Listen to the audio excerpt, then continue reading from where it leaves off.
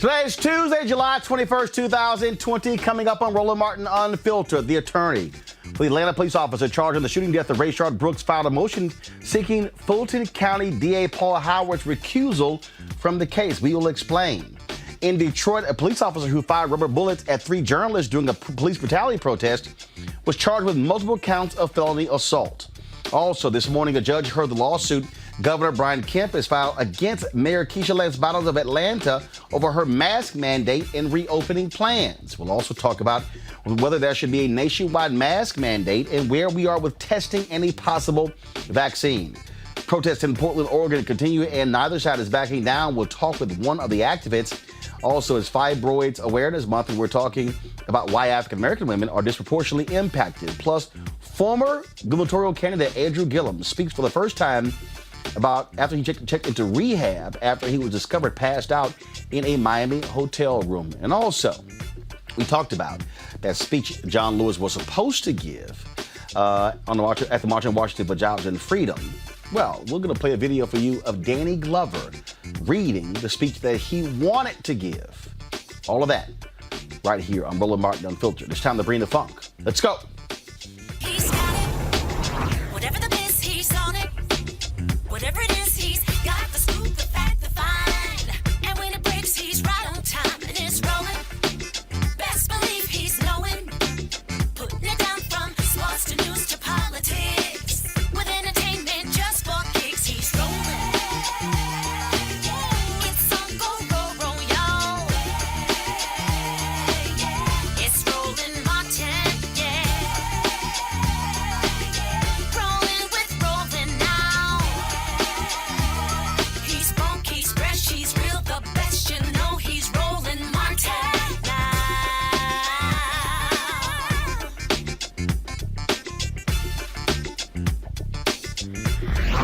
Martin.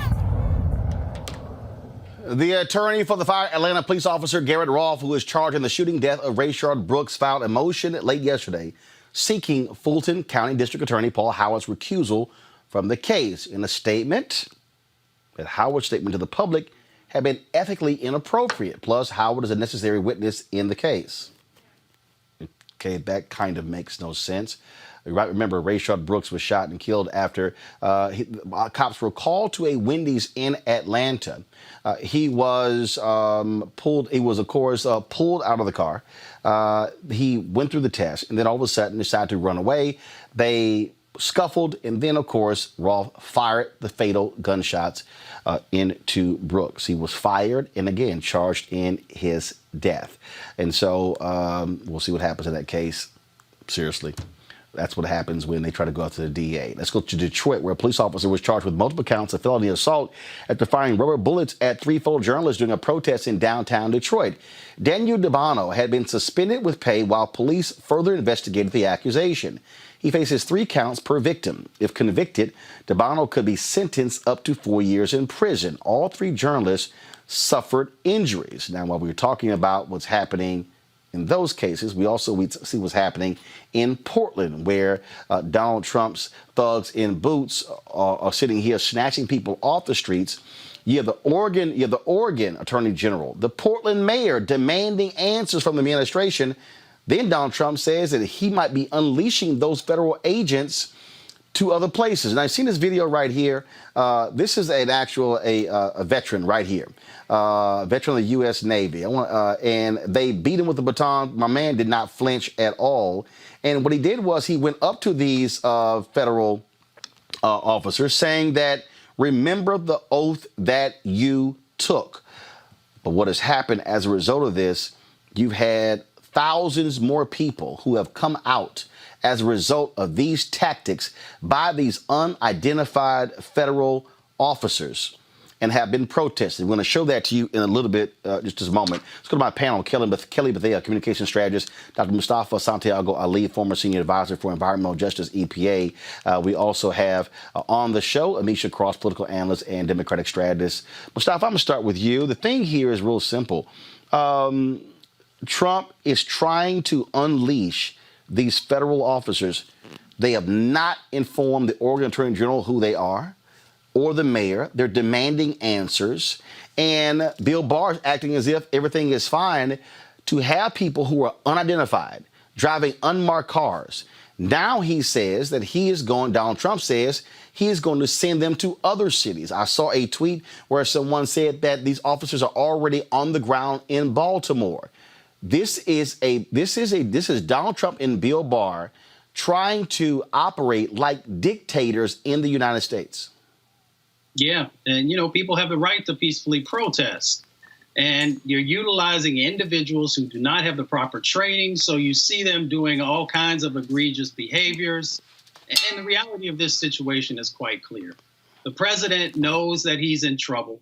He's trying to rally support by showing that what he assumes is being a tough on crime, holding people accountable type of paradigm that he operates from. Of course, we know that only applies to those states, those cities that have not been supportive of him, because we don't see them going into red states doing these types of behaviors. We didn't see them utilizing these types of Gestapo tactics with the folks who are rushing state houses, and demanding governors to do certain things in a COVID-19 moment.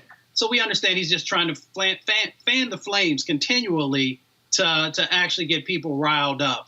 And if we had a Department of Justice that was actually doing its job, it would check him. But of course, Bill Barr is in his back pocket and continues to allow these types of violations of people's constitutional rights and a number of other rights as well. Amisha, real simple. This is an ad the Trump people have put out. And I've been telling people, this is the goal. The goal is to scare white people. And oh my God, they're going to destroy the country. Watch this. Seattle's pledged to defund its police department by 50%, even including a proposal to remove 911 dispatchers from police control. Joe Biden said he's absolutely on board with defunding the police. Listen closely. Yes, absolutely. Hello, you've reached 911. I'm sorry that there is no one here to answer your emergency call, but leave a message and we'll get back to you as soon as we can. Crime will rise significantly. I'm Donald J. Trump, and I approve this message. First of all, you saw the lie. You saw the lie in there where they used a soundbite of Sean Hannity saying Joe Biden wants to defund the police. That's a lie. But then they used the Biden soundbite when he was actually responding to the question of reducing police funding and shifting resources to mental health services. So they used the text, but the Sean Hannity soundbite, defund the police. They want to scare white people. They want to scare older white people that, oh my God, the people are taking over these cities, and so therefore I'm the only one who can save you. Amisha, that's the goal.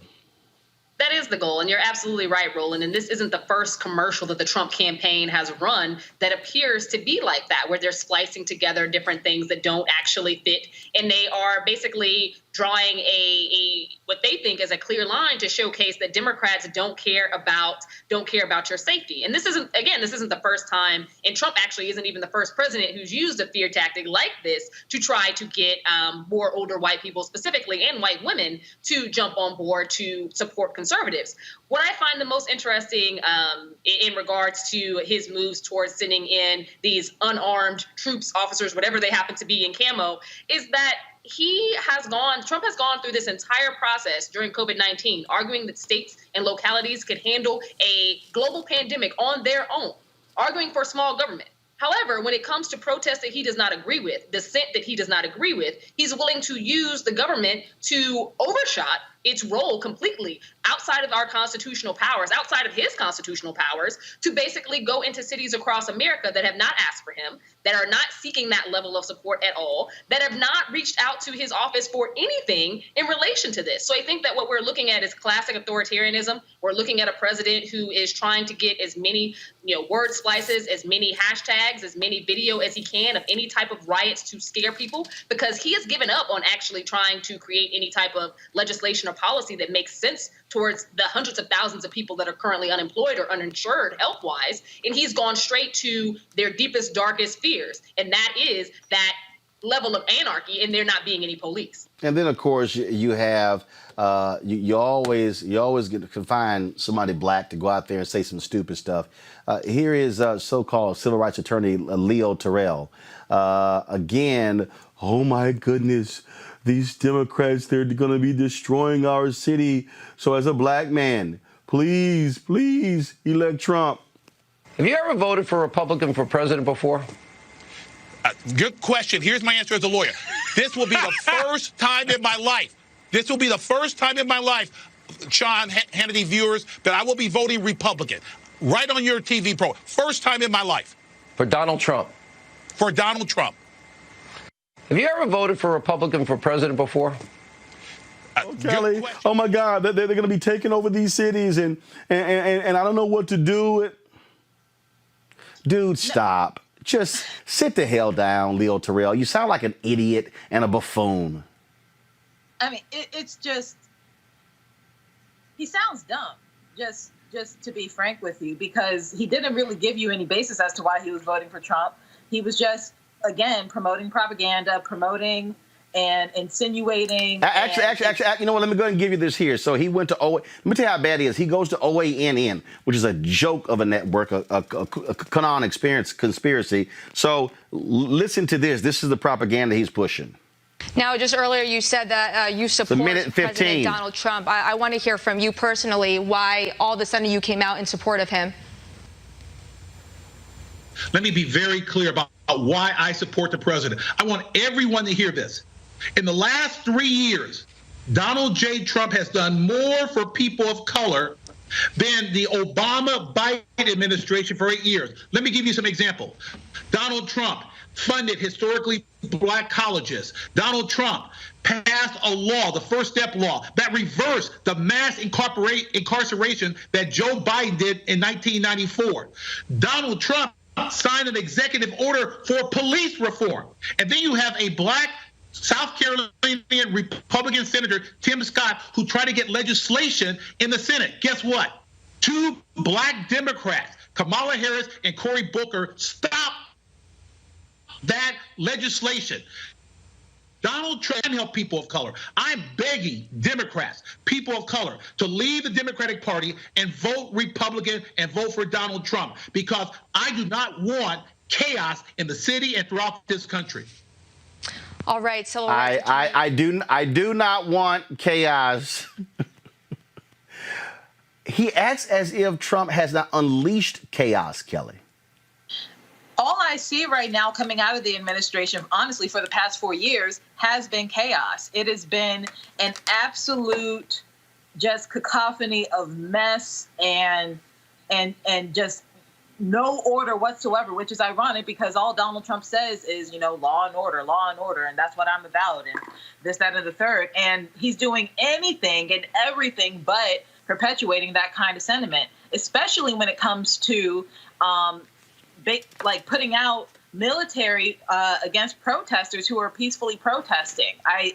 It is scary to me, and it is honestly reminiscent of what we've learned from Tulsa and Greenwood and this, covert operations from government and possible self-deputizing these people, because we don't know who's who. They're unmarked, they're unlabeled.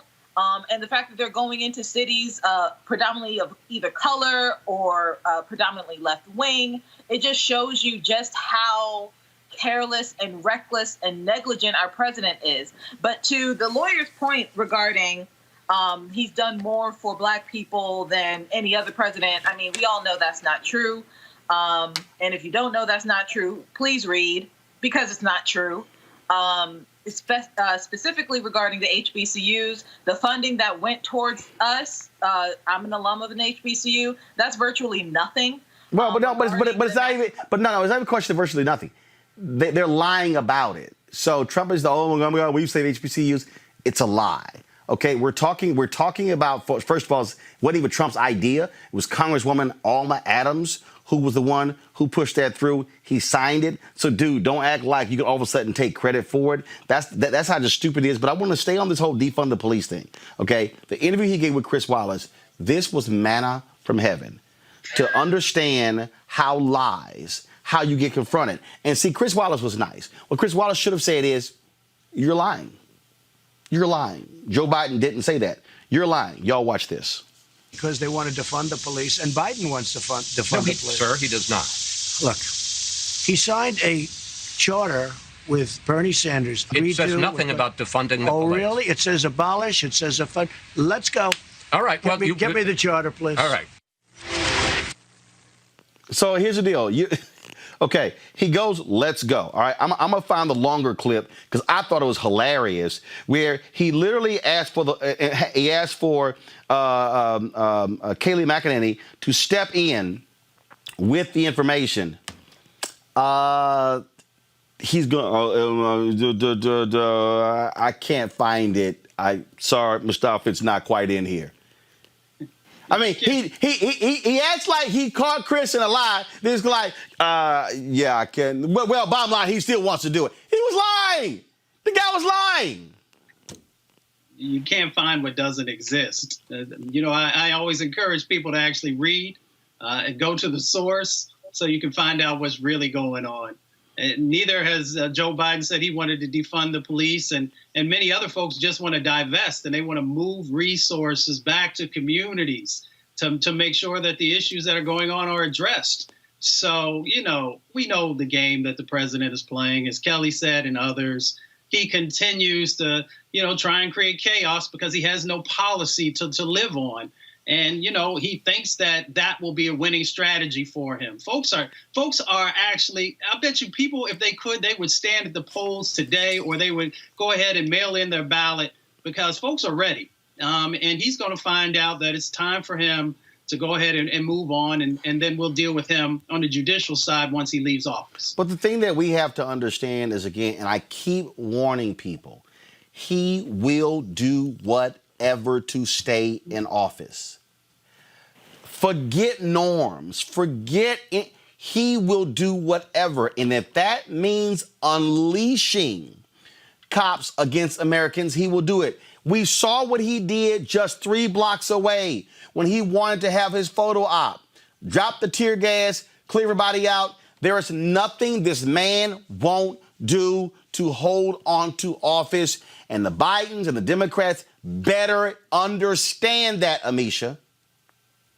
Yeah, this is a by any means necessary campaign, Roland, and I think that you're 100% spot on here. He is willing to unleash tear gas and unmarked people who the heck actually even knows who they are on communities across this country. He is willing to basically militarize our communities. He is willing to create a false narrative about basically an us versus them, the us being those who are protective of this country and its democracy, and them being anybody who wants to see progress and racial equity or civil rights advancement.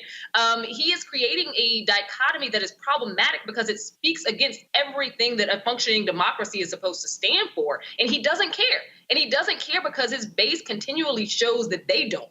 They continually show that as long as this means maintaining white supremacy, he can do whatever the hell he wants to do, irrespective to the fact that he's basically shredding the Constitution before our very eyes every single day. Look, I'm just trying to get people to understand, Kelly. He doesn't matter. There's no such thing as I've gone too far. This thug-in-chief will do whatever. Michelle Obama says, when they go low, we go high. Nope. You got to be a junkyard dog dealing with these thugs.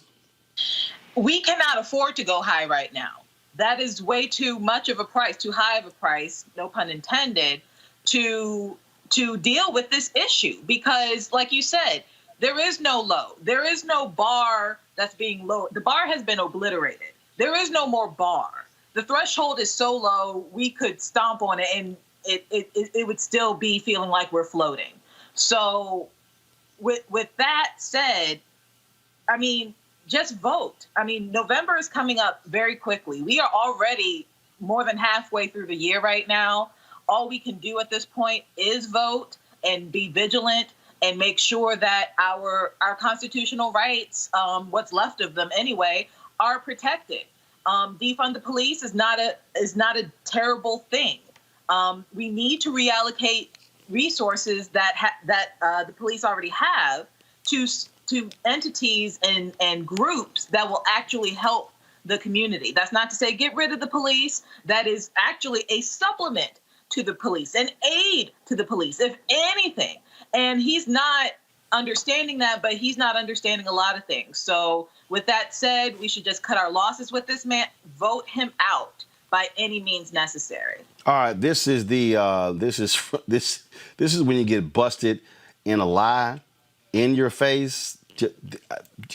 Just too good. In violent crime in America in recent weeks, we've seen deaths up in New York, deaths up in Chicago, shootings. How do you explain it, and what are you going to do about it? I explain it very simply by saying they're Democrat-run cities. They're liberally run. They're stupidly run.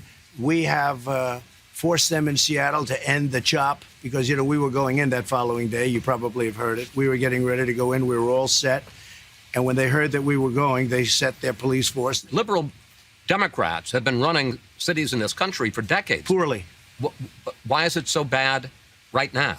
They've run them poorly. It was always bad, but now it's gotten totally out of control. And it's really because they want to defund the police. And Biden wants to defund the police. Sir, he does not. Look, he signed a charter with Bernie Sanders. I will get that one, just like I was right on the mortality rate. Did you read the charter that he agreed to? It says nothing about defunding the police. Oh, really? It says abolish. It says fund. Let's go. All right. Get me the charter, please. All right. Chris, you've got to start studying for these. He says defund the police. He says defund the police. They talk about abolishing the police. They talk about illegal aliens pouring. I look forward to seeing that. Meanwhile, the George Floyd murder has reignited the issue of racism in policing in this country. I want to give you a couple of statistics. Nationwide, blacks are twice as likely, fewer in absolute numbers, but in terms of per capita, blacks are twice as likely to be shot and killed by police as whites are. In Minneapolis, over the last 5 years, police used force against blacks at a rate 7 times that against whites. Can you understand why blacks would be angry at that? Of course I do. Of course I do. Many whites are killed also. You have to say that. I mean, many whites are killed. I hate the sound, but this is going on for decades. This is going on for a long time, long before I got here. If you look at what's gone on in Portland, those are anarchists, and we've taken a very tough stand. If we didn't take a stand in Portland, we've arrested many of these leaders. If we didn't take that stand, right now you would have a problem like, they were going to lose Portland. So let's see what this says here. Prosecution, sanctuary cities, incentivize illegal alien, expand asylum, abolish immigration detention. No, that's not. Well, we'll find it. Okay. This thing is many pages long. End prosecution of illegal border crossers. Support deathly, and these are the worst things. Sir, I'm not disagreeing with you on any of those. I'm disagreeing about defund police. The White House never sent us evidence the Bernie Biden platform calls for defunding or abolishing police because there is none. It calls for increased funding for police departments that meet... Can somebody answer? So, boys, Chris, you need to do your research better. No, how about your dumb ass learn how to read, Kelly? That's what Chris should have said. You the one can't read. It's not even about reading at this point. It's about comprehension and his blatant ineptitude. Like, he really does not know what he's doing. He really doesn't. All he knows is how to disrupt. All he knows is how to incite and to create chaos. He's talking about, liberal cities being a wasteland, and Portland is, a bunch of full of anarchists or whatever. He's bringing the anarchy.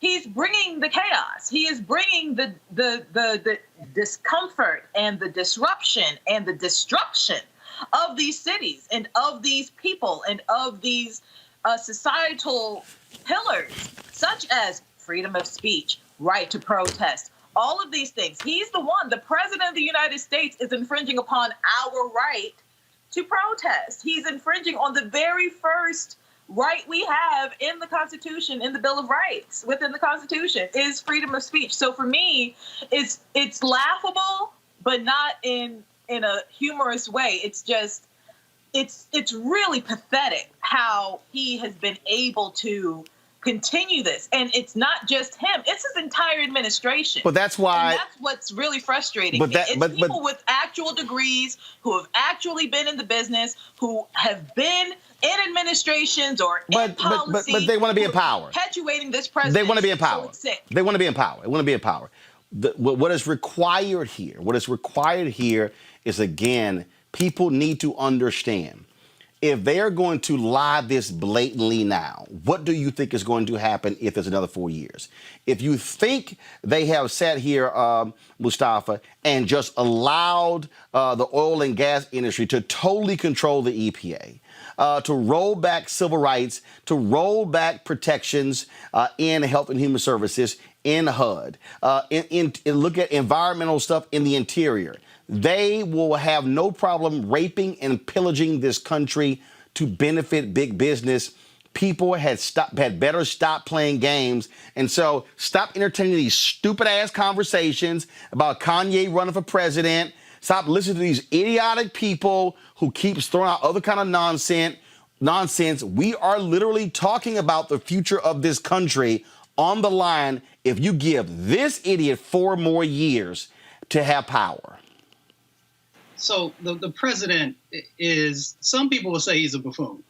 I say that there is a very strategic plan that has been put in place since the moment that they walked in.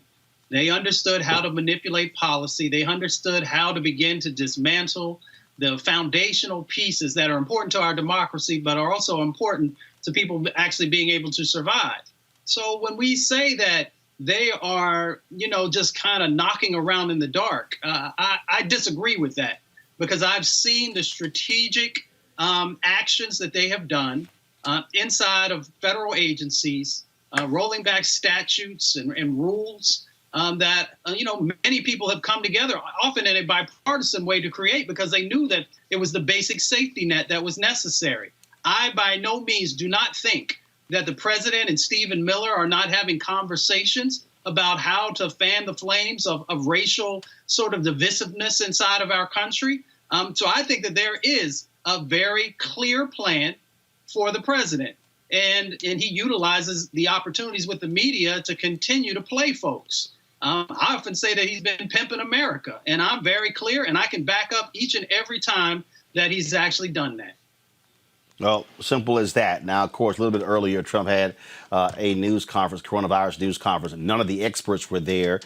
He actually tried to sound sane. Then he even said that, I've always been advocating the wearing of masks. Well, now you have Surgeon General Jerome Adams out there saying, look, that he does not think a national mask mandatory is necessary, but at the same time urged all Americans to continue to wear face coverings. Guys, seriously, y'all. It just makes no sense. Joining us right now to talk about this here, of course, is Dr. Georgia C. Benjamin, Executive Director of the American Public Health Association. This is what's idiotic. Trump was asked about it. He sidestepped it as well. Doc, here's the problem here. You have a CDC director who says if we can get all Americans to wear a mask, we could actually get this under control in 1 or 2 months. But it's long, and now all of a sudden Trump is saying, it's presidential. Now it's campaign. He's like, I've always supported wearing masks. Then they bust him last night going to his hotel, not wearing a mask. The bottom line is this here. There are people out there taking their cues from leaders. They mocked Joe Biden because he wore a mask. I just don't understand these people who, are they operating like he is, where he keeps saying, this thing's just going to go away. This is not going away. This only goes away when people start practicing proper protocol. I have no question about that. Look, you get this disease from other people. I wear my mask to try to model that good behavior. All of our leaders must wear a mask. And I tell each and every person out there, you must wear a mask. Both to protect yourself from me and for me to protect myself from you. That's the only way we get control on this thing, is for all of us to wear a mask. It's got to become cool. We've got them in all kinds of colors, all kinds of designs. I've seen all kinds of neat masks. And, look, I'm a Chicago Cubs fan. I've even got a Chicago Cubs mask. So wear your mask. This thing is utterly confusing to me. Because, they just won't order it. Now you have Governor Brian Kemp suing the mayor of Atlanta because of her mask mandate, saying, I get to overrule you. This is going to actually hurt businesses. I'm just trying to understand. 137,000, I think the number is now 140,000 have died. You've got hospital beds that are ICU filled up. Houston, Dallas, in Florida, all these places. And these people are so hell-bent on, this is just going to hurt all the businesses. Here's the deal, Doc. People ain't showing up anyway.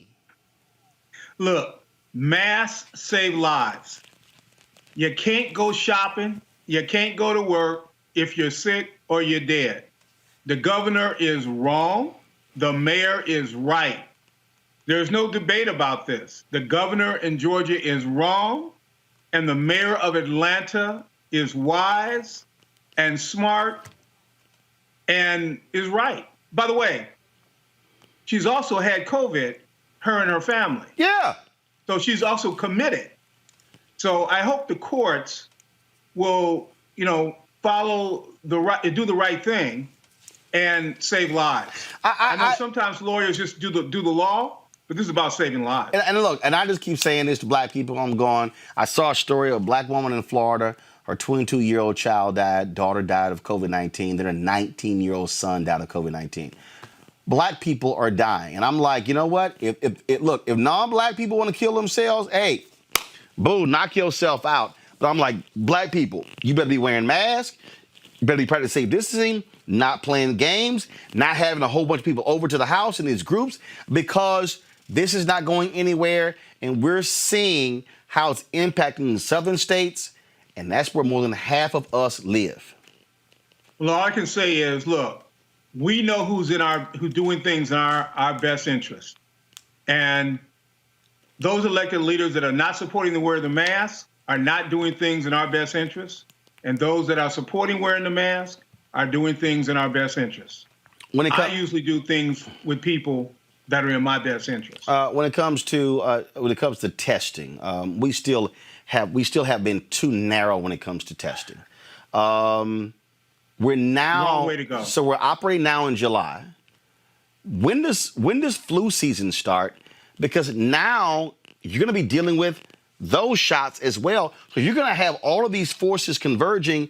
You don't have the capacity to handle all of that because the federal government hasn't done what they were supposed to do. That's right. Look, we have one disease in which we have an effective vaccine for, which is influenza, the flu shot.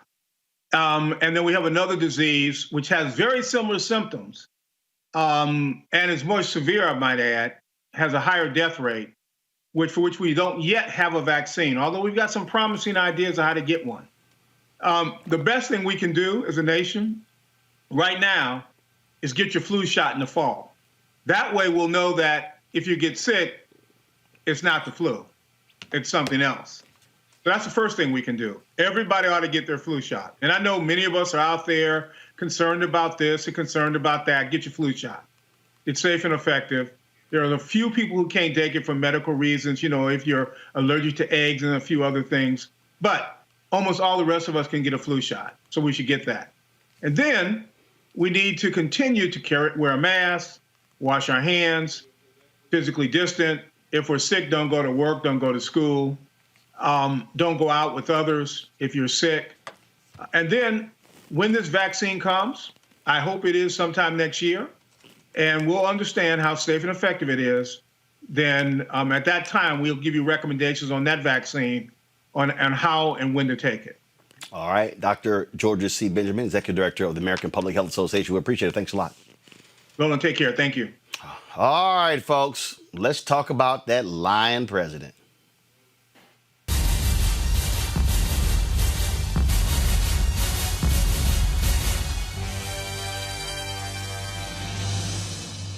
All right, then. Okay, lots of anti-Trump ads have been dropping online, many of them after that train wreck of an interview with Chris Wallace on Fox News. Roll it. I think the president was incredibly presidential tonight. I'm proud to have worked hand in hand with President Trump. I'll tell you what I really think about him. This man is a pathological liar. I think he's a kook. I think he's crazy. I think he's unfit for office. He's not a serious adult. He wasn't prepared. He didn't hire very well. Trump's candidacy is a cancer on conservatism. Donald Trump is a delusional narcissist and an orange-faced windbag. Friends, do not let friends vote for con artists. This man is a pathological delusional con artist.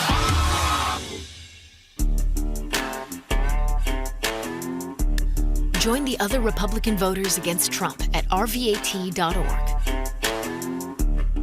Mr. Trump, I respectfully ask you to step aside. To the best of my knowledge, we're sitting at the White House. I must tell you. No, I'm just telling you. And the Oval Office is right behind me. Fox News has a new poll out today. Joe Biden leads you by 8 points, 49% to 41. First of all, I'm not losing.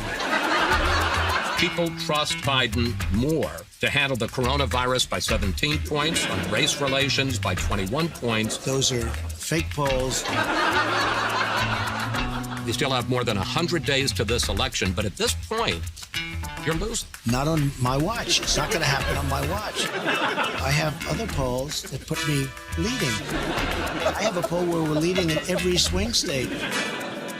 If I may, sir, respectfully, in the Fox poll, they asked people who is more competent, whose mind is sounder. Yes. Biden beats you in that. Let's take a test. Let's go down. Joe and I will take a test. Let him take the same test that I took. Incidentally, I took the test too when I heard that you passed it. Well, it's not the hardest test. Nobody's done what I've done. There's a picture and it says, what's that? And it's an elephant. No. See, that's all misrepresentation. Yes, the first few questions are easy, but I'll bet you couldn't even answer the last 5 questions. I'll bet you couldn't. They get very hard, the last 5 questions. Well, one of them was count back from 100 by 7. And let me tell you, you couldn't answer. All right, what's the question? Many of the questions. I'd get you the test. I'd like to give it. But I guarantee you that Joe Biden could not answer those questions. Okay. Don't you believe America deserves a president who doesn't brag he can spot an elephant? The Lincoln Project is responsible for the content of this advertising. We will march through the South, through the streets of Jackson, through the streets of Danville, through the streets of Cambridge, through the streets of Birmingham. But we will march with the spirit of love and with the spirit of dignity that we have shown here today. John Lewis. He was jailed and beaten, but never bowed. The son of sharecroppers, he was one of the first freedom riders.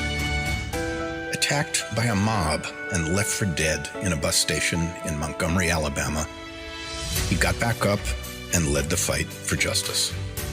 That was John Lewis. He always got back up and never quit. Surrounded and assaulted by hate, he rejected violence and embraced love. For over half a century, he showed us the true meaning of courage and dignity. Today, America is in another crisis, and a new wave of hate is once again embraced by the powerful to hold on to their power. In the days ahead, let us be guided by the courage of John Lewis. He never quit.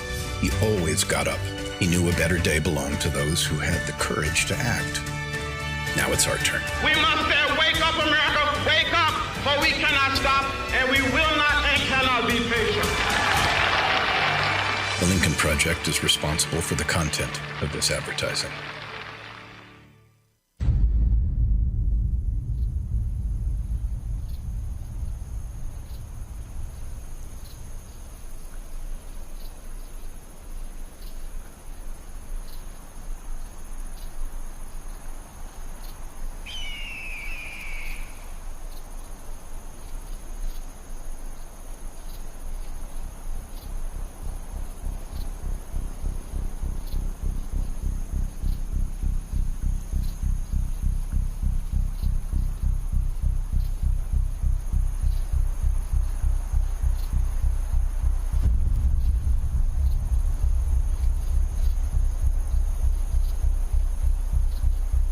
Nobody builds walls better than me, believe me. Who is more competent? Whose mind is sounder? Biden beats you in that. Well, I tell you what, let's take a test. Let's take a test right now. Let's go down. Joe and I will take a test. Let him take the same test that I took. Incidentally, I took the test too when I heard that you passed it. Yeah, how did you do it? Well, it's not the hardest test. No, but and the last... There's a picture and it says, what's that? And it's an elephant. No. You see, that's all misrepresentation. Well, that's what it was on the web. It's all misrepresentation. Because, yes, the first few questions are easy, but I'll bet you couldn't even answer the last 5 questions. I'll bet you couldn't. They get very hard, the last 5 questions. Well, one of them was count back from 100 by 7. And let me tell you, You couldn't answer. You couldn't answer. All right, what's the question? Many of the questions. I just look at school. I watch. I read. Look at the stuff.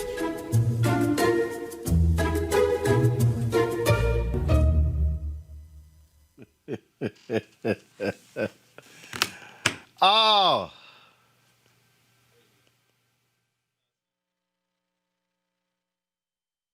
No, I can't imagine. I can't imagine that. Don't ask me. Ask China that question, okay? Yeah, no, I don't take responsibility at all because... Do you take any responsibility for these 50,000 deaths that have happened in this country? I think we've done a great job because I don't know anything about it. I mean, you say we did that. I don't know anything about it. I don't know those gentlemen. Now, it's possible I have a picture with them because I have a picture with everybody. I have a picture with everybody here. And when you say me, I didn't do it. We have a group of people. I could ask perhaps. Do you know about the $130,000 payment to Stormy Daniels? You have to ask Michael. Michael's my attorney, and you'll have to ask Michael. I didn't say that. They did. Do you take any responsibility for the fact that you're about to be impeached? No, I don't take any. Zero, to put it mildly. Because it's ultimately my job, too. I have to get everybody in line. I take responsibility always for everything. The hard truth is, you won't be safe in Joe Biden's America. So radical, so all-encompassing that it would transform this country into something utterly unrecognizable. Knock the crap out of them, would you? Seriously. Mounted police to clear what has been an entirely peaceful protest. I called the fake news the enemy of the people, and they are. Are you okay? I'm getting shot! Dominate the streets. Masked, camouflaged men with patches bearing the words police, detaining individuals and putting them inside unmarked vans. This is an attack on our democracy. Their agenda is based on government control. Our agenda is based on freedom.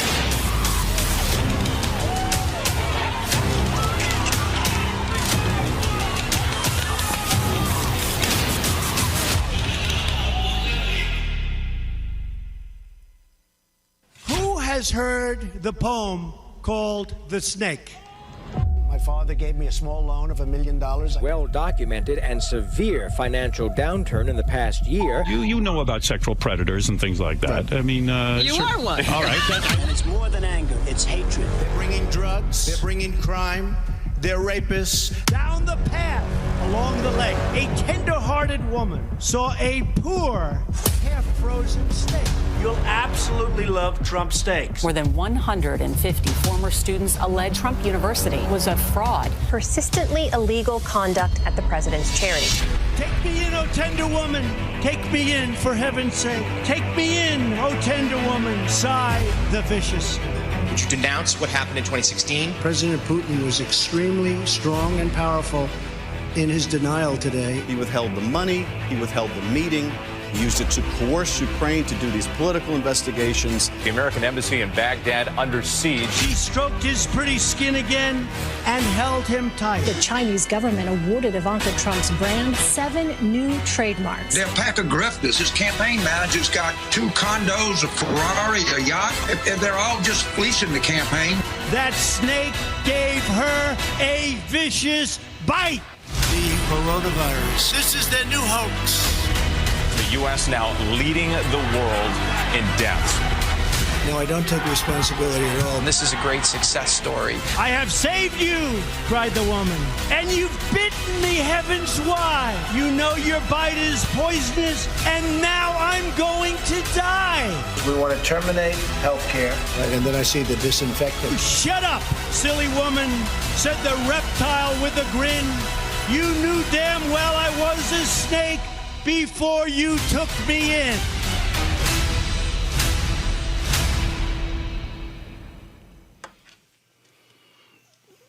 Amisha, going from laughter, mocking to serious, those series of online ads also that are going to be shown in some targeted markets, I mean, that's effective marketing to reach folks. Just your assessment. It's effective. It's poignant. It is him live. Like, these are the words that came out of the snake's mouth. It is a very good drawdown to what we're actually facing across this nation and who Donald Trump really is. It's those type of ads, I think, that are going to be strong counters to the president's consistent selling of lies, even in the face of, like we saw with that Chris Wallace interview, all the truth being present. I think that the more Americans get to view exactly how this president is, what his character is, the types of things he's capable of doing, and are watching him, shake down our Constitution every day, these types of ads are going to be extremely effective and vital. Remember, we're still a long way out of November, and a lot can happen between now and then. We have to hit him, and we have to hit him hard. I got a laugh here, Kelly. I got some dude named Truth Seeker on YouTube. He goes, Roland, this channel is nothing but a Democratic ad channel every day. And I'm going, but your name is Truth Seeker. You're afraid of the truth? I mean, sometimes people are. Like, show me where we lied about Trump. Those ads are showing he's a liar. Flat out, he's a liar. Go ahead. No, absolutely. The difference between these ads and ads that, like the ad that you posted earlier that came out of the Trump camp, is that these words coming out of Trump's mouth were still in context in which he said it.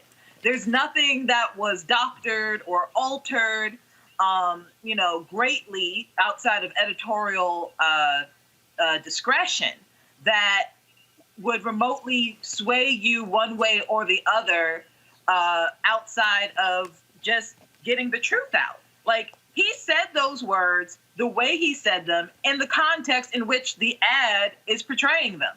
That's it. And it's interesting how his words are coming back to bite him, and he's acting like he's Teflon. Hopefully he's not.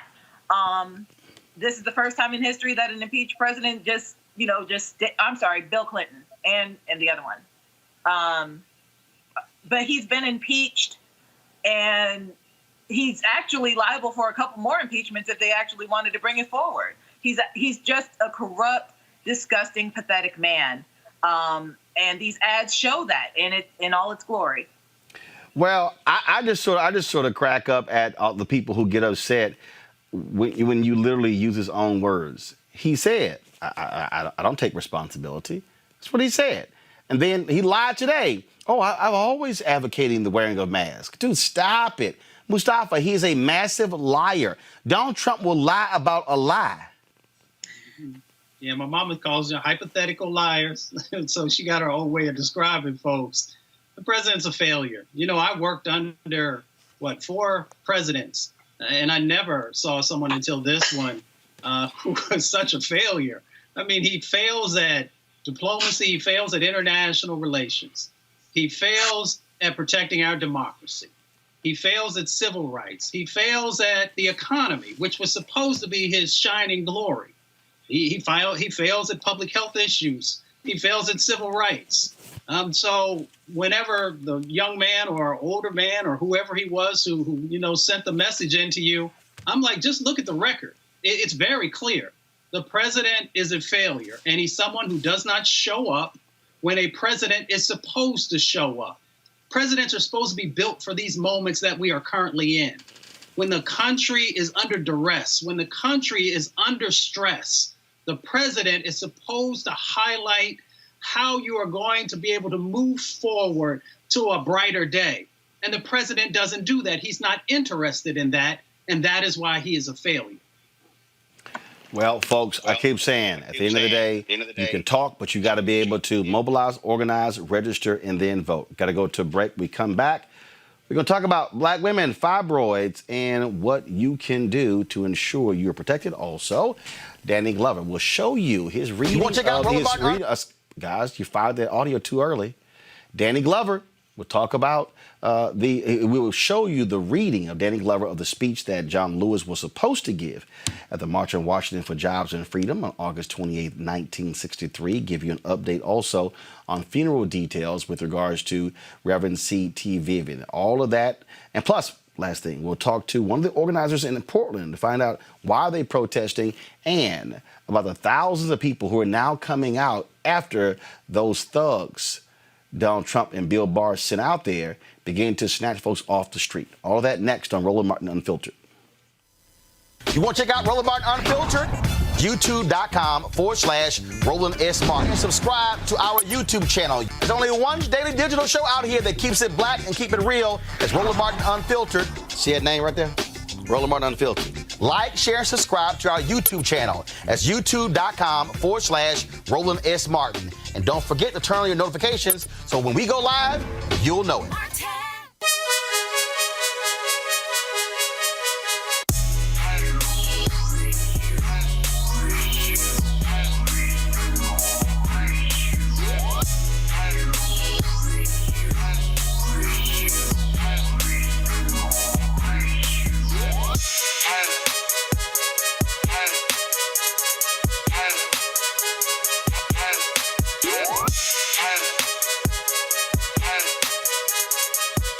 All right, folks, the folks at Ceek.com have those headphones and VR headset that you can absolutely check out. Of course, the headphones, first of all, the VR headset allows for you to place your phone inside of that headset to be able to watch virtual reality video if you go to the content that's available on Ceek.com or other VR video. Plus the headphones are 360-degree 4D headphones, great surround sound. You can use those when it comes to music, when it comes to gaming, when it comes to talking, all that sort of different deal. If you want to purchase those, go to Ceek.com, CEEK.com. Use the promo code RMVIP2020. RMVIP2020. This is a black-owned company, and so, you know, we support black-owned tech companies, and so we want to be able to provide that for you. So don't forget, Ceek.com, CEEK.com. Use the promo code RMVIP2020. Uterine fibroids are non-cancerous growths in the uterus. It is common, but rather unexposed condition that an estimated 70 to 80% of women deal with by the age of 50. However, compared to racial groups, black women are 80 to 90% more likely to develop uterine fibroids. Black women also tend to experience fibroids at a younger age. Well, there's a fibroid summit coming up that will address that issue and more. Joining us now is nutritionist and founder of the DetoxNow.com, Coach Jesse Thompson. Jesse, glad to have you on the show. So we had a woman on the other day who created her own feminine hygiene products company, and she said because of her experience with fibroids, and she felt that the chemicals that were being used in the products were having a negative impact on her and other black women. For the folks out there, I mean, how significant is this for black women? And is there an understanding of really what causes fibroids? Absolutely. First of all, thank you so much for having me on and supporting us and telling our story, as you always do, Roland. And I personally greatly appreciate you always providing an opportunity for me to share my own work. So first of all, Fibroids Awareness Month is July, so we're all talking about it right now, but it disproportionately affects black women.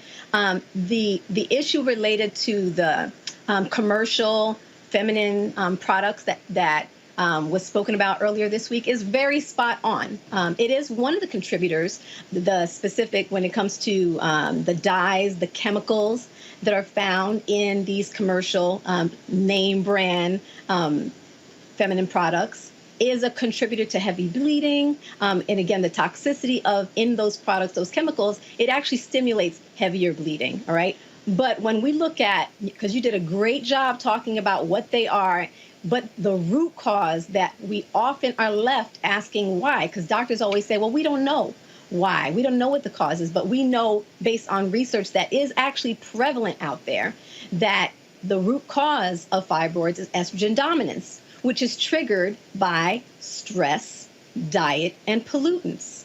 And the key thing here is not just that it's triggered by stress, diet, and pollutants in women at large, because you talked about those stats, Roland. You said 70% of women at large, but then it goes up to 90% when you look at black women. This is why I'm actually doing my Share the Mic Now Fibroid Summit this week and next with influencers such as activist and Love and Hip Hop star Yandy Smith, Angela Yee from the Breakfast Club. And tomorrow I'm actually taking over Ricky Lake's IG page all day long to raise awareness about fibroids and provide keen insights on the disease. The details, specifically, it boils down to the stress, the specific issue that causes why we are disproportionately affected by it is related to the stress and specifically the trauma of racism.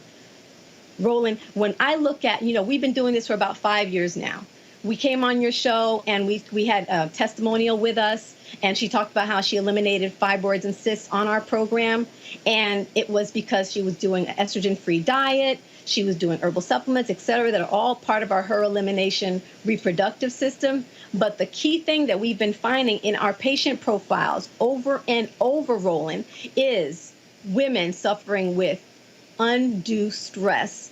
And when it comes to why, the profile says, A, they're overachievers, they crave validation, they feel the need to be superwomen, they are incapable of saying no, have control issues, all because the world around us, Roland, is telling Black women that we are not enough through the lack of representation, the overt racism, the microaggressions that we experience daily, and we have the pressure, we carry the pressure to disprove them.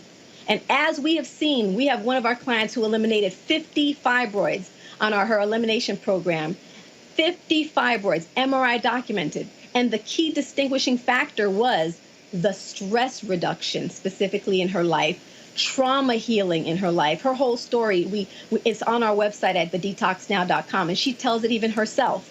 And she shows her MRI reports. And even recently, another woman just during quarantine, she eliminated a 7+ centimeter fibroid literally in about 5 weeks. So we know that when the stress factor is addressed, that it is something that we see the difference in terms of the acceleration of the reversal.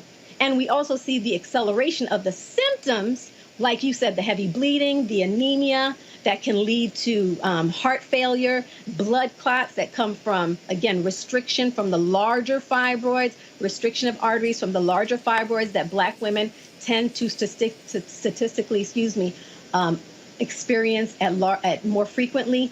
It's all the same linkage. Questions. Let's start with Kelly. Kelly, question for Jesse Thompson. Hi. Hi, Kelly. I am totally in agreement with you that a large reason that us Black women frequently have fibroids is because of stress. But also the reason we are stressed out is because of systems that are not in place for us. They look like it, but they're not necessarily. So speaking from experience of having to be independent, yet wanting to be dependent, in many regards, how do you reconcile that? And any tips that you have regarding self-care in the event that you cannot reconcile the need to depend on someone? Very good point. These are the things that we deal with in our coaching sessions, okay? So key things is understanding what you can control and what you can't. What kind of community and support systems you can basically align around you. And self-care tips, everything from number one is eliminating toxic relationships, eliminating too much. There's this pressure of us to say yes and not to be able to say no when we need to. And what I like to say is saying no may make you feel bad, but it doesn't make me, it may make you feel sad, but it doesn't make me bad. Because again, we're looking for that validation. So one of the key things that we equip women with in our program is being comfortable with saying no, because no is a complete sentence, right? When a woman craves validation, saying no. It's a wonderful feeling. That's a wonderful thing. It's a wonderful thing, right? But there are too many of us who are not comfortable saying no, because there's that fear of lacking that validation, lacking that approval. Got it. And when it comes to self-care tips, there are things like, number one, making sure every day you're spending time doing things that only make, that only increase your joy. right? That's a very important part and deep breathing and meditation and prayer, but focusing time to slow your life down, slow down, and create breathing room between the events in your life so that you can recover. Shutting down specifically social media at certain times, giving yourself fast from these things, all allow you to recover. Amisha? Well, first off, I wanted to thank you, Roland, for opening the conversation and thank your guests as well. As someone who found out I had fibroids just last year at 31, I had 8 fibroids, and one of them was the size of a 3rd trimester pregnancy. I was rushed to the hospital to go through a lot of invasive treatments to make sure that it would stop growing. So I understand the connection that you're having here because I went through several specialists before anything was done. And as someone who is otherwise healthy, does not have any types of, other issues with weight or anything like that, or blood pressure or anything, the side effects of fibroids are extremely excruciating and problematic. And I think that for me, I was lucky in many ways because I have good health insurance, but a lot of African-American women do not. And when we talk about the level of specialists, the level of care, and the costs associated with it, even with my health insurance, I came off owing close to $12,000 after my insurance paid for, the part that it paid for. So I do want to also talk to you about, I know that people talk about natural remedies and things like that. Doctors typically don't recommend those because fibroids have a habit of coming back even after they're treated. So what is your, what would you tell women who can't reduce their stress? Because I think that's an easy thing to say in terms of self-care. But if every day you are a single mom, you are the main caregiver in your household, the rent is due in a few weeks, there is no way to really relieve that type of stress when everything falls on you. What do you have to say to those women and those who may have fibroids but don't necessarily have the treatment options available to someone who has greater access to healthcare? Lots of great points you brought up there. First, I would start by saying there's always something you can do to take better care of yourself, because guess what? When you remove them surgically, they come back. I had 5 fibroid surgeries, 5 surgeries for complications from those fibroid surgeries, specifically because it was never dealt with at the root cause. So where there's myomectomies, and here's the deal, doctors with specifically are quick to cut on Black women, and we are the highest recipients of hysterectomies because they're looking to, number one, just take our uterus, okay? And I think there's a lot connection there around just neutering us. But specifically, when you look at, so there's the health inequity gap, women who don't have good health insurance. Then there's also the issue we have when we do face our doctors who are giving us, specifically who are not believing us, who are not listening to us, and who are telling us, oh, if it doesn't bother you, don't bother it. Okay, so there's that and the stress that causes. So no matter what we do, we're gonna have to find ways to deal with the stress, because at the end of the day, we have to control the stress, the diet. That's the other thing we can do is change our diet. There are things that we can do.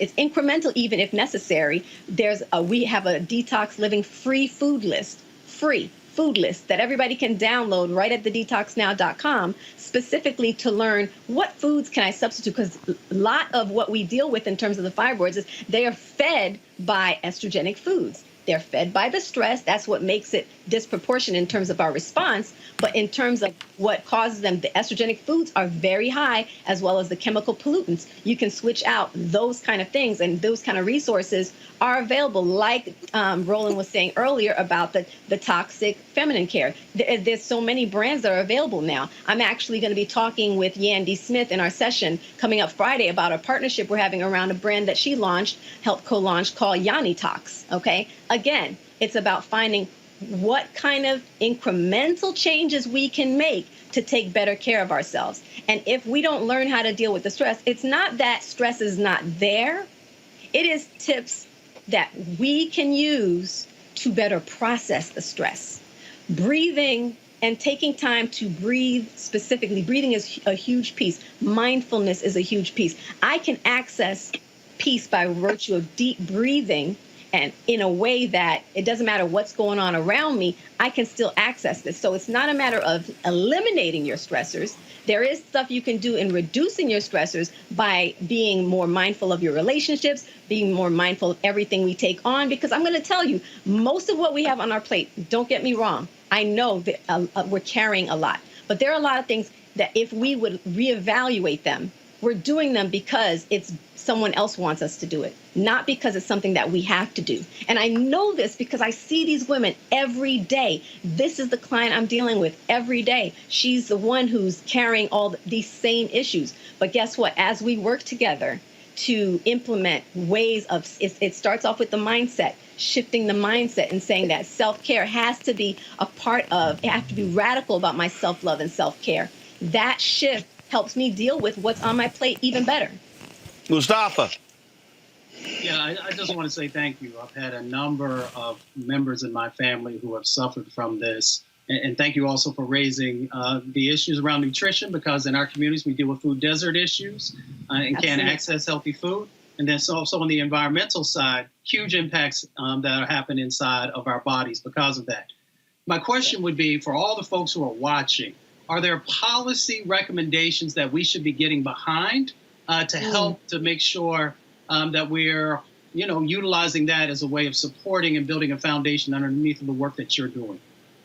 Great question. I love that. So, on our IG Live yesterday, the first one in the summit, I was talking to neuroscientist Dr. Caroline Leaf, and we talked about how 7% of the diseases, 7%, of the diseases are born from genetic reasons, right? So 93% actually comes from things, lifestyle determinants are what they call them, that we can change. They're called social determinants. And guess what's at the top of that list, Mustafa? Nutrition, food insecurity, like you talked about. So there are policies that people are trying to put in place, such as nutrition prescriptions, using food prescriptions for organic foods, like ways that we can use food as medicine in our healthcare system.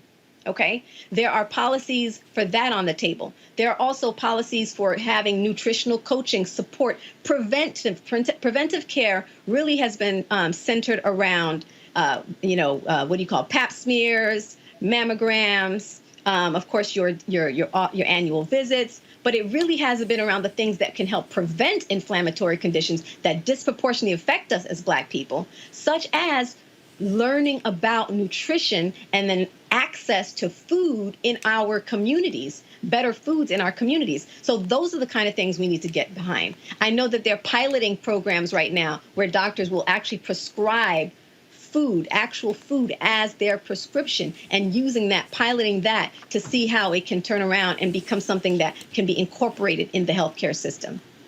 All right. Again, where can people get more information on this summit? At thedetoxnow.com, and specifically on my IG page, because all happening via IG Lives, Coach GESSIE. Thank you so much, Roland, and of course the panel. All right, then. I certainly appreciate it, Jesse. Thank you so very much. Appreciate it. Thank you. All right, then. All right, folks, got to go to a break. We come back. We're going to talk about the drama that's happening in Portland. Man, those federal officers, they done pissed off all on white mamas, and they are coming out in droves. We'll show you next. Roland Martin Unfiltered. You want to support Roland Martin Unfiltered? Be sure to join our Bring the Funk fan club. Every dollar that you give to us supports our daily digital show. There's only one daily digital show out here that keeps it black and keep it real as Roland Martin Unfiltered. Support the Roland Martin Unfiltered daily digital show by going to RolandMartinUnfiltered.com. Our goal is to get 20,000 of our fans contributing $50 each for the whole year. You can make this possible. RolandMartinUnfiltered.com. So let me do this here. So before I go to my next story, so let me just say this here. And I need to say this to men out there. Okay, first and foremost, this is a show that we just don't deal with news and politics. We want to deal with issues that affect Black people in a significant way. If you are a man and then you had a problem with that fibroid segment, you're a dumbass. You're a dumbass because your mama and your aunts and your sisters and your nieces and your cousins and the women who you date or marry have issues with fibroids. And so fibroids has an impact on relationships, on intimacy, on sex, is a health issue. And so I need men to understand that issues that affect women's health impacts black men, and issues that impacts black men's health impacts black women. And so I just need people to understand that. And so on this show, we're going to deal with a whole lot of stuff. And so if you got a problem with that segment, I don't give a shit. I'm just letting you know, because we're going to have those conversations. We're going to deal with these things because they matter. And so you've got women out there who've had fibroid issues. You heard Jesse, 5 surgeries. 5 surgeries. You've had women out there who've been pressured into having hysterectomies because of fibroids when they are preventable if we have the right information. The reason this show matters is because we provide information that you're not going to get on MSNBC, on CNN, on Fox News, on ABC, on NBC, and on CBS. That's why. That's why we have Fit, Live, Win health segments on Mondays. That's why we have our segments dealing with black entrepreneurs on Tuesdays. That's why we have our tech segment on Wednesday. That's why we have segments like this, because we just don't want to deal with police brutality or deal with economic issues or deal with education issues. We must deal with all of them. So that's why it's important. And so one of the reasons why we need you to support us in what we do when it comes to our Bring the Funk fan club. Because we are trying to help black people. Because we center black people on this show. We put black people first on this show. We don't simply say to black people, we'll cover you every now and then. And so, no, that simply can't be the case. When we talk about what's happening with black folks mentally, those things are important. See, what y'all don't understand is I actually track the show live, and I can see when we were talking about politics and I saw our numbers going up 5,000, 5,100, 5,200, and all of a sudden we get to fibroids and more than 500 people sort of just dropped off. I know what that's all about. And so I just need us to understand what it is we're trying to do with this show is to provide the kind of news and information that is specific to black people, providing black experts to deal with what's happening in our community. And so that's why it matters. That's why I appreciate the people who have supported us. That's why, in terms of what they do, I got tons of mail in a second. I'm going to go to one of the activists in Portland to talk about what's happening out there. And so, but I just want to share some stuff. Here's a shout out to Buster's Original Southern Barbecue. I told y'all they're in California. They actually dedicated one day of their proceeds at the barbecue restaurant to Roland Martin Unfiltered, and they sent this $1,600 check. So I appreciate what they did. They called it Blackout Tuesday. It was on July 7th. So if y'all are in Calistoga, California, they're at 1207 Foothill Boulevard. So please drop by Buster's Original Southern Barbecue. When I get back to traveling, I'm going to be sure to get on the road and swing by. But that's after I lose about 10 to 15 pounds. So, you know, I don't want to sit here and exacerbate things right now. So we're going to mess up our diet on that whole deal. Let's see here. I'm just going to read a few more. So let the Portland guests know I'm coming to them. Shout out to, let's see here. Shout out to Miss Priscilla Smith. Thank you so very much for joining our Bring the Funk fan club. I'm going to read a couple of, I told y'all, some people just send in checks or they send in money orders. Some people send in notes, and I read some of those notes. And so $10 money order here. From, who is this? From Sandra Montague, New Vision Media. Keep up the excellent work. Sandra, we certainly appreciate it. We will do. Thank you so very much. Y'all can also, all of you people who are on YouTube right now, y'all can also support us right there on YouTube by giving on the YouTube channel. If you're watching on Facebook, we want y'all to support us as well. Periscope. Look. Bottom line, y'all, is freedom ain't free. And so we need your support to make this possible in order for us to continue to live and thrive.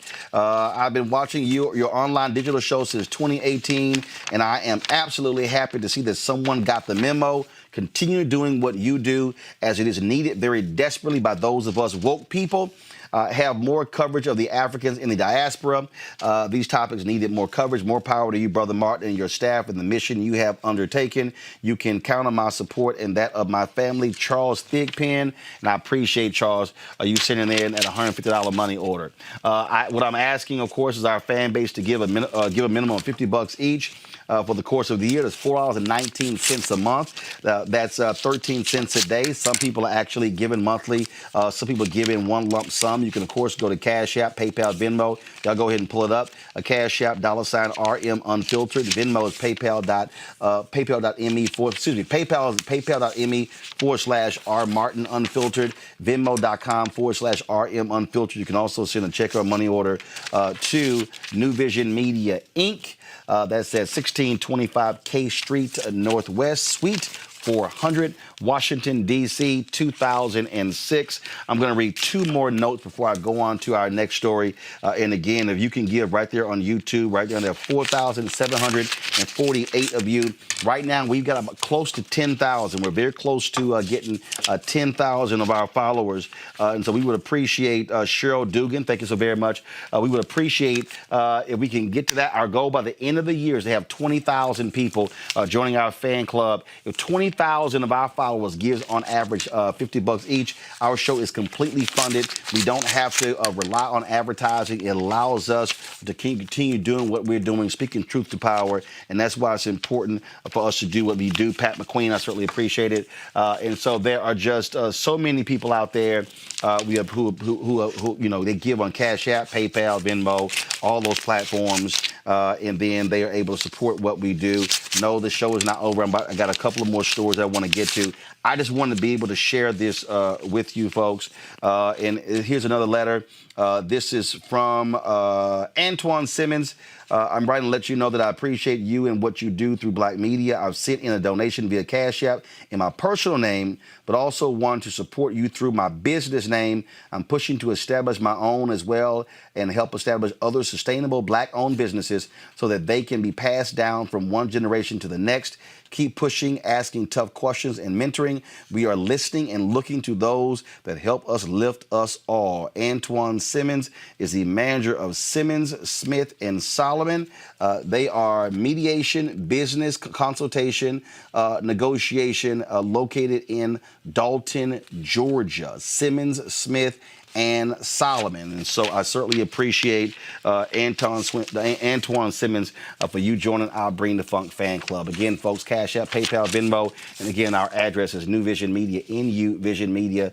Pull it up, please. 1625 K Street Northwest, Suite 400. Pull it up, please. Suite 400, Washington, D.C., 2006.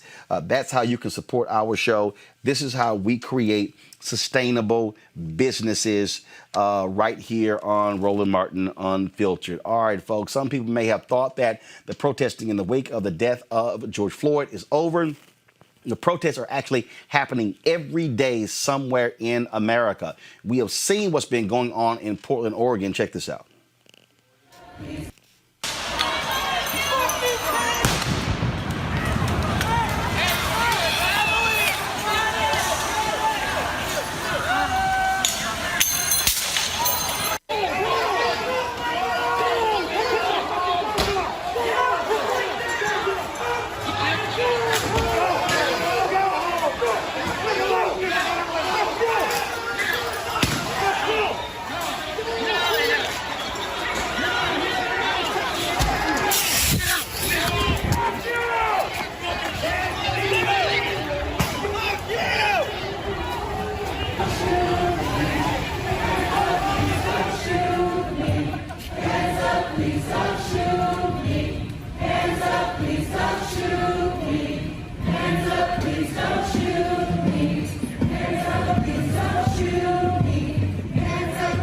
Ever since those federal law enforcement officers began to attack people, the protests have gotten larger.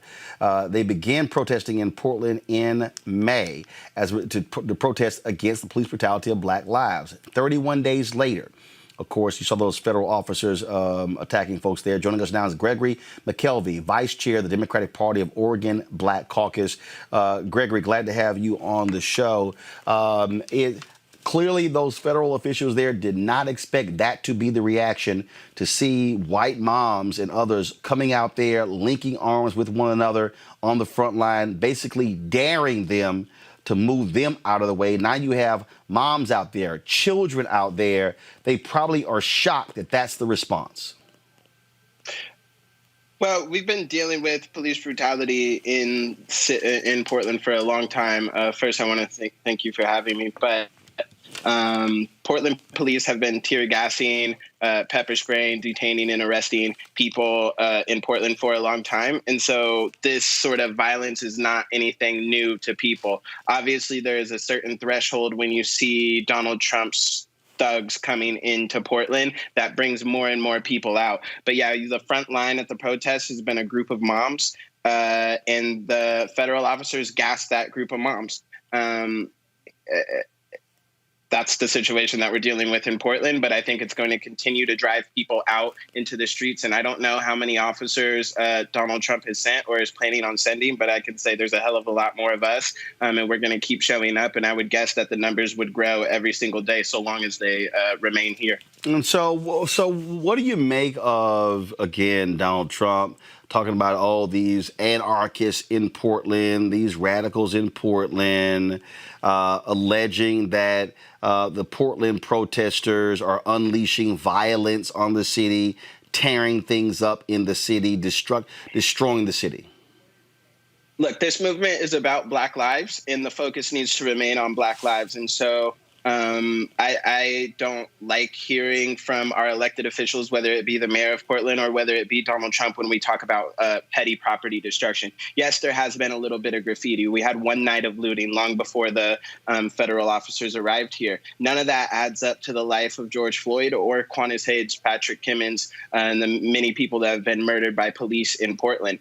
And so when we talk about these are anarchists, not protesters, I think that that is not a distinction worth of making. There's no good protester versus bad protester. There are certain tactics that some protesters take that I assume a lot of people disagree with, but it should not detract from the entire movement. And we were really talking about a very small amount of graffiti, etc. And I still don't think that even, let's say, the entire city of Portland had been graffitied overnight by anarchists, that doesn't justify gassing the moms of Portland as they're trying to stand up for Black lives. When it comes to anarchists, yes, there are anarchists in Portland, and anarchism is a political ideology that has longstanding in Portland and globally, whether it be in the Spanish Civil War or in Europe and in places in America. And it's not all about just property destruction. It is a legitimate political theory that some people in Portland subscribe to, and that's okay. And it does not delegitimize the fact that these protests are still about Black lives, and that's where the focus should remain. So when we talk about these protests continuing, you have the Portland mayor, the Oregon attorney general demanding answers to know who these federal officers are. Because what they say is what's happening there is simply unconstitutional. It's hard for the people of Portland to hear that from Portland's mayor, and I think it's a very similar situation in cities across the country, because the 50-some-odd days of protests that we had before federal troops came here had nothing to do with Donald Trump, and they were still being gassed, beaten, etc. And so what it appears for the people that are on the ground in Portland is that there is not an argument necessarily about tactics. The mayor of Portland, Ted Wheeler, has called the protesters these exact same words: violent anarchists, disruptors, outside agitators, that Donald Trump is now using. So it's not a disagreement about rhetoric, but rather it's a disagreement over whose authority it is to, quote unquote, quell protesters. And the protest will continue once Donald Trump's officers have left, and then it will be Portland police once again gassing us. But yes, it is unconstitutional, and the people of Portland don't need our mayor to speak on behalf of us to the nation to say that. We know that, and that's why we're out protesting. And I would love if we could see some of our elected officials not just on television in the country, but also showing up to the protests and being on the front lines. If the moms can do it, then I think that the mayor of Portland can do it as well. All right. Gregor McKelvey, Vice Chair, Democratic Party of Oregon Black Caucus, man. I appreciate it. Thanks a lot. I appreciate it. Thank you for having me. Thank you. I think, Mustafa, that people have to understand that this is not just happening in Portland. The protests continue. They're not getting the media coverage. But the reality is this has been a sustained action since George Floyd was murdered 9 weeks ago. Yeah, this is a movement. It's not a moment. And, you know, we sometimes use those phrases, but it's important for people to actually understand that there is a cultural shift that is happening in our country, where people are demanding justice. And it's not just people of colors, and it's not African Americans. There are white brothers and sisters who are true, authentic allies, who are standing up, who are willing to put their bodies on the line as well. And that is the change that's happening. Along with the attention, of course, that when we get things on the media and those types of things, it's reminiscent, you know, of the 50s and 60s, where especially the 60s, when cameras started to show the beatings that were happening. It was showing the police who were doing these egregious types of behaviors to protesters, that people began to pay more attention to the civil rights movement. So, you know, hats off to the brothers and sisters who continue in the fight. This is important for people to understand, Amisha, because the constant protest keeps the pressure to do what's right. A lot of people, they really prefer, and again, folks in media have no problem. Oh, let's just move on to something else. But the story has to remain front and center. And it's no shock that media all of a sudden leaves when folks aren't burning stuff up, tearing stuff up. And that's why I keep trying to explain to people who say, oh, well, it should be peaceful demonstrations. Well, guess what? Where are the cameras?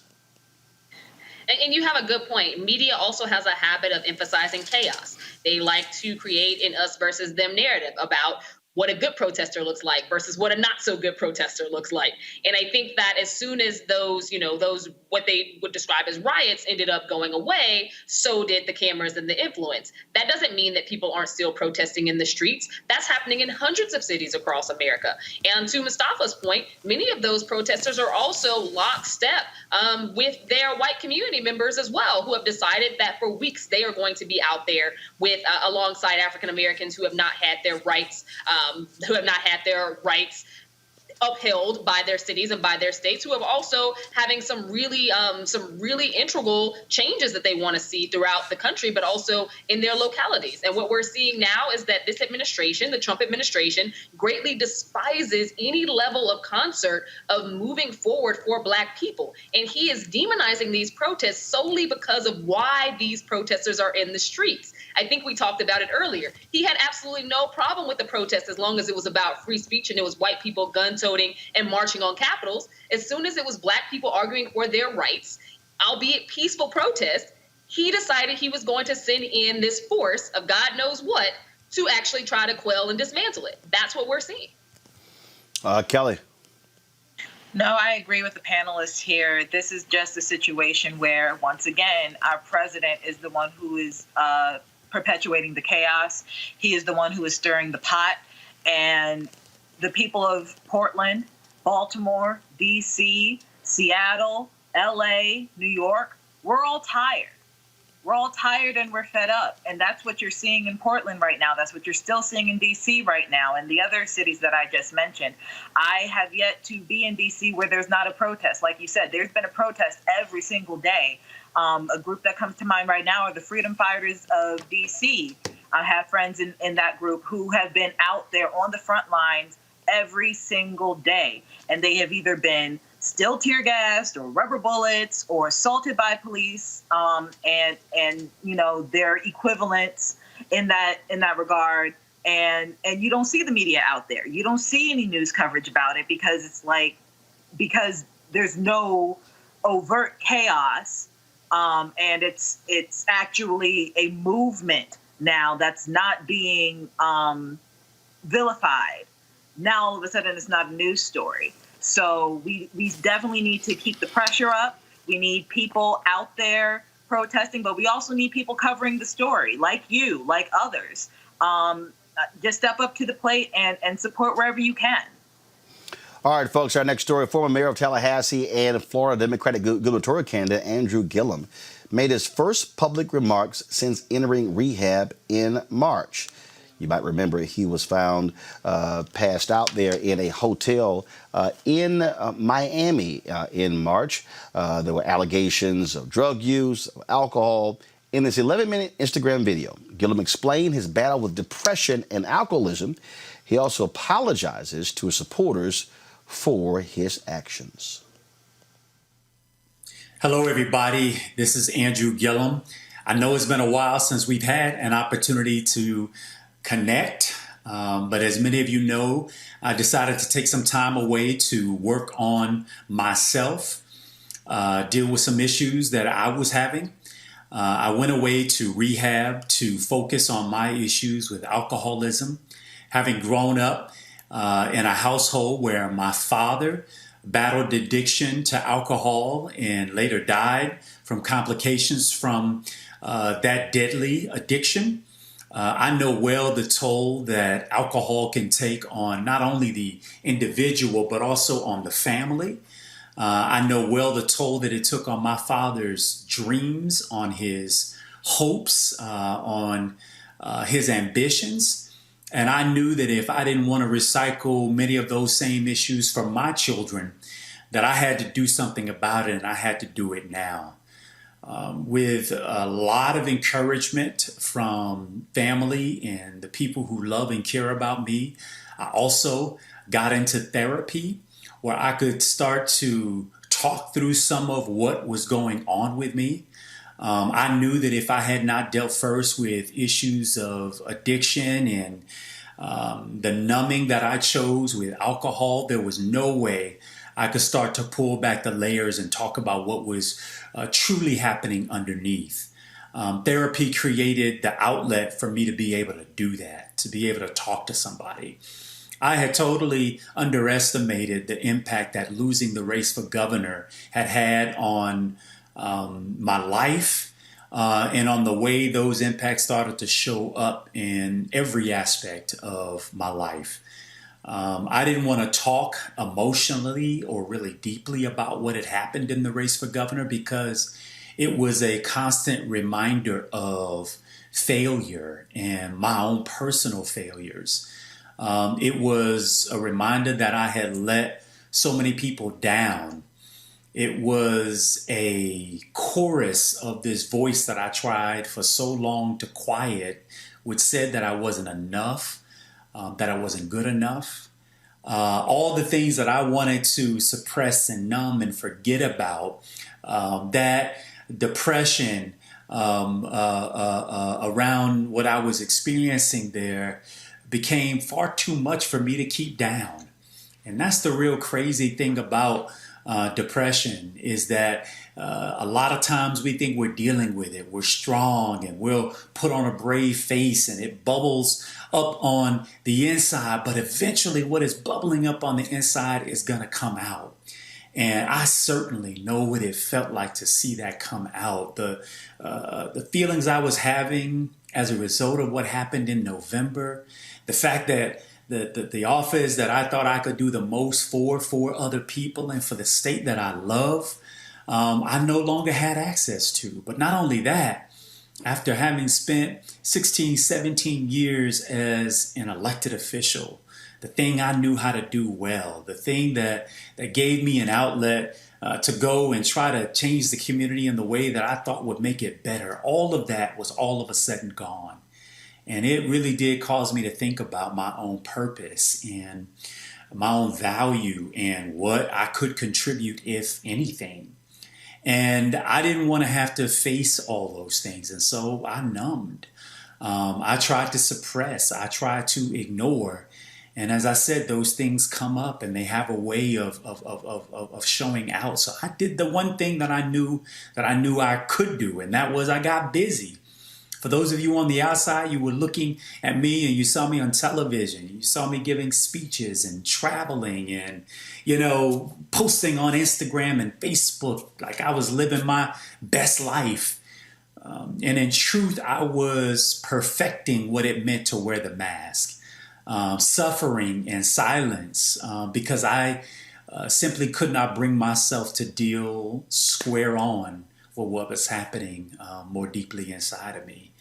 If there was a lesson to learn, if there was something I would want you to take from me, it would be don't be like me. Don't suffer in silence. Get access to the help that you need. So many of us, think that we got to perpetrate this image of perfection. I know I did. This image of strength, this image of I've got it all together. But the truth is nobody has it all together. That's the big secret. All of us are struggling and trying and clawing at trying to be something else when we really ought to be trying to just be at home in ourselves. And that's really the journey that I'm on right now. This very deep down desire to want to be a whole and complete and indivisible person, not having to be one thing in one place and one thing in another and a different person, when I'm in this environment and in this setting.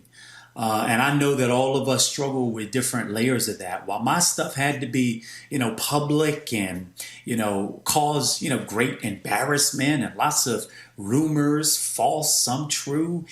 The shame that I felt from all of that, from the harm that I had caused was tearing me up. I needed real help to try to unpack that. It's one thing to feel guilty for a harm you feel you may have caused someone. That's how you know you're human. That's how you know you're not a sociopath. But shame is something completely different. Shame is like kudzu. It takes over you from the inside out. It has no real meaning and redeemable purpose other than to keep you from being the person you need to be, other than stopping you from being your truest self, other than keeping you from your own purpose and promise. It has no other purpose. It has no other meaning. It has no other desire. And so get rid of shame. Forget about shame. I know it took me quite a while to try to process my way through that. There's so much going on in the world. We got COVID. COVID hit very close to home for us. I watched my mother battle with that virus for over a month as we watched on helplessly, not sure how that whole thing was going to turn out, man. Take care of yourself. There's a lot of pressure there. There's pressure with what we're seeing right now in the country around this Black Lives Matter movement and anti-blackness. And I know as a black man, what it means just to have to convince people that your life has meaning, convince people that, your life has purpose, not to be set above anybody, but just to be treated on a level that's equal with everybody else around you. That's a lot of pressure. And I think it sometimes causes us to look for other ways to try to numb and put ourselves in a different mindset and do some mind shift. But y'all, this thing is killing us. Depression is killing us. Suffering in silence is literally taking so many of our lives. And I would just want you not to have to experience what I had to experience to get to a place where you can try to begin the work to being at your best and to becoming your best self. I want to thank those of you who reached out, who sent letters and words and texts of encouragement. From the simplest to the most profound. One that stuck out particularly was someone who told me in the midst of my lowest point to be kind to myself. It just said, Andrew, remember to be kind to yourself. So I would share the same thing to you as you're struggling through whatever it is you're struggling with. Be kind to yourself. There is no perfect person. There's no perfect life. We're all just struggling to get by and to do better. And I know as I'm on my own journey here, I hope that I'll be able to share more layers that I'm developing and unveloping. I'm doing a lot of writing these days. I'm trying to put on paper a lot of what I'm experiencing right now. If not to just be cathartic for me, maybe it will help to serve as healing for others out there as it works to heal me. It hopefully will be a way in which I can give back. Y'all, I want to thank a person who is my life partner, my wife, RJ, a woman who knows everything that I am and everything that I am not. And she chooses to love me anyhow. A woman who is literally God's grace on earth, the epitome of grace. I can't thank her enough for not just standing by me, but encouraging me through this and helping to prop me up on my leaning sides, and to tell me that even though we don't know what the future looks like, that she believes that this is just the beginning, and that the best is still yet to come, not just for me, but for her and for us and for our family. And so I would also pass that on to you to the extent that any of us need to just hear a word that says, our better days are still in front of us. This is a tough moment not to be out in the world and contributing. I have found it particularly difficult, but I want you to know that although I can't be what I would love to be for you and for myself and for my community at this time, I hope you know that I couldn't be those things because I couldn't be what I needed to be for me first. And that's what I'm working on at this point in time. So I hope you'll continue to send good thoughts and good vibes up for me and my family. I'll do the same for you. I know that there is better, that there is a promise for better. And I look forward to seeing you on the other side. Take care and God bless. So, Amisha, it has been 4 months since, of course, the story came out. Now, the question is, was that needed? And was it necessary for Andrew Gillum to release that video to his followers? Your thoughts? It shouldn't have been needed. But to be honest, I think that it was because of the way that media treated him after that initial hotel video, that initial hotel photos and things were released. There were so many questions. He seemingly went into the darkness. And because we live in this 24/7 news cycle and social media develops their own beginning and ending to stories, I think that it was very mature of him to speak. It was very honest of him in the way that he did, reveal a lot of things. And as a Black man in America, I think that, when you're coping with something that is as demonstrative as a loss that big for something that you really cared about or wanted, there is a segment of depression. That happens when anybody cares about something and it falls outside of their grasp. And sometimes when people get depressed, they fall into habits, they fall into things that they probably would not have had they not experienced that type of loss. So my heart goes out to him and his family. And I definitely think that was a courageous thing for him to do. Kelly. No, I echo the sentiments of Amisha here. That was a hard time a couple months ago seeing that, because I look up to Andrew Gillum. Like his campaign was revolutionary for the state of Florida, and for him to have lost that seat in the way he lost that seat, that could be devastating to anybody. So I certainly empathize with his plight. I empathize with his family and his loved ones.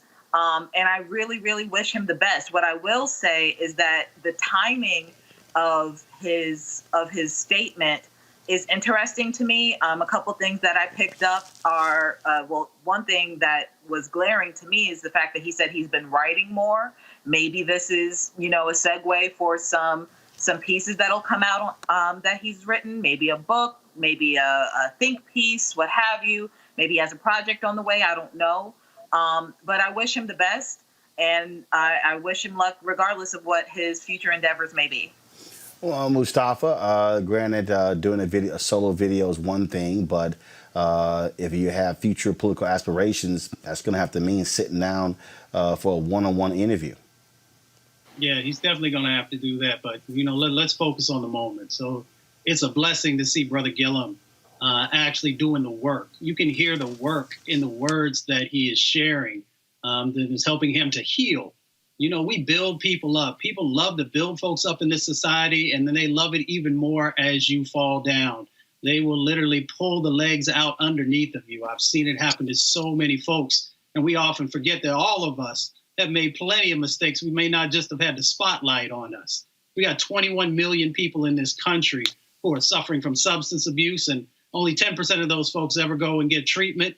We got 16 million folks in this country who are dealing with depression on a yearly basis. And in our communities, unfortunately, therapy is not something that had traditionally been embraced. And now that's beginning to change. So I'm going to focus on this moment and hoping that he continues down the road to actually get the healing, to get the treatment that he needs, and then worry about the politics and other things at a later date.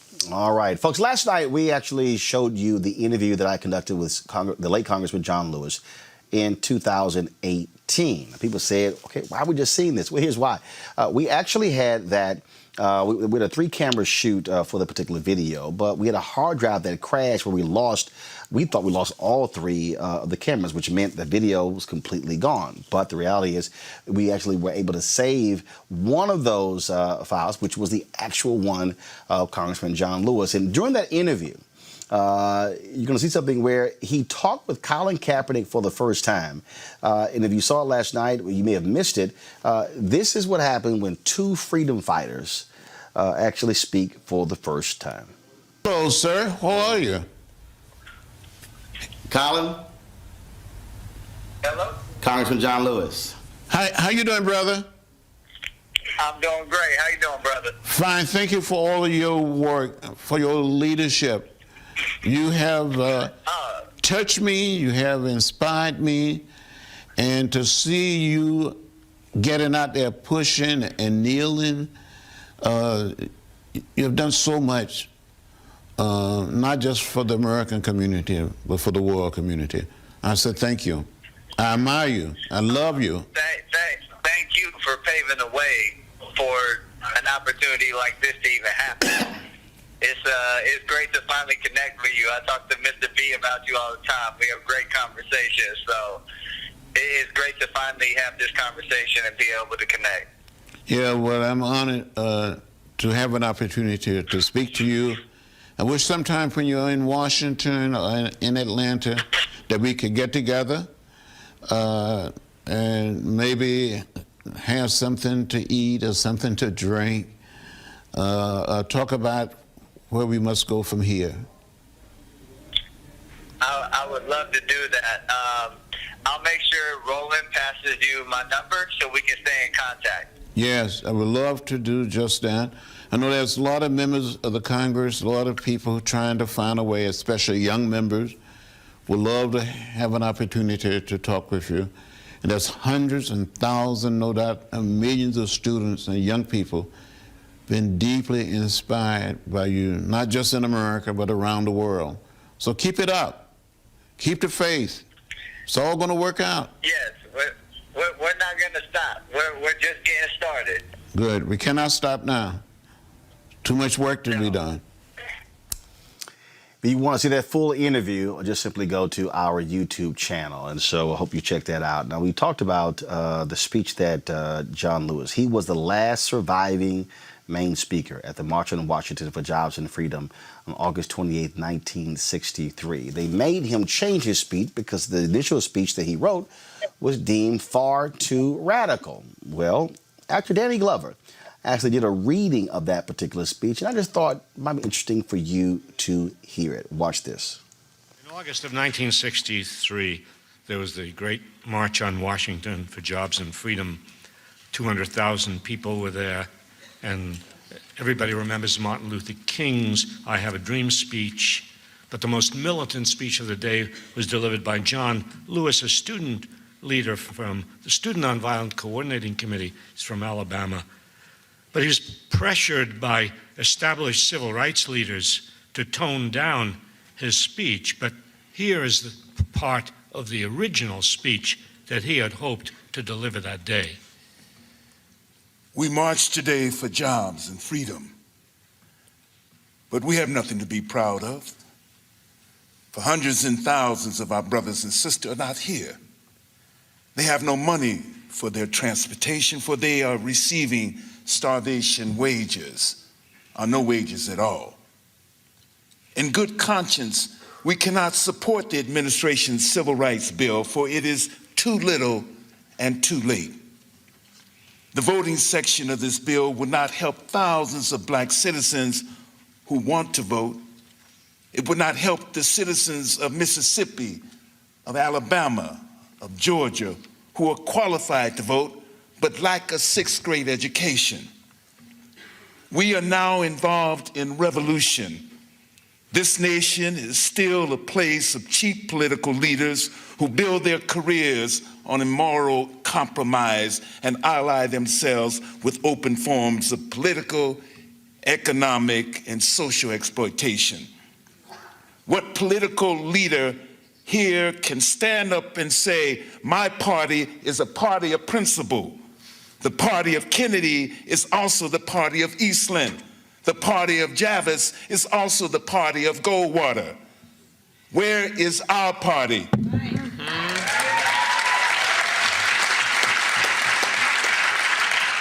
The revolution is at hand, and we must free ourselves of the chains of political and economic slavery. The nonviolent revolution is saying we will not wait for the courts to act. We have been waiting for hundreds of years. We will not wait for the president, the Justice Department, the Congress, but we will take matters into our own hands and create a source of power outside any national structure that could and would assure us of victory. To those who have said, be patient and wait, we must say that patience is a dirty and nasty word. We cannot be patient. We do not want to be free gradually. We want our freedom, and we want it now. We cannot depend on any political party, for both the Democrats and the Republicans have betrayed the basic principles of the Declaration of Independence.